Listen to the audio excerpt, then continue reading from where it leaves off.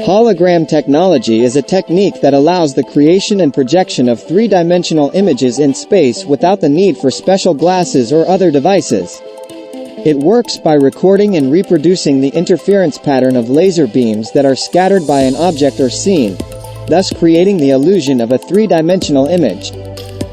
The technology is based on the principle of interference of light waves, which are able to create a virtual image of an object by using a laser to reflect light off a 2D surface and projecting the image into space as if it was a 3D object. The hologram image appears to float in mid-air, and can be viewed from different angles and distances. Hologram technology has a wide range of applications, from entertainment and advertising to medical and scientific research. It is used in the entertainment industry for live concerts and events, where it can create a lifelike, 3D projection of a performer.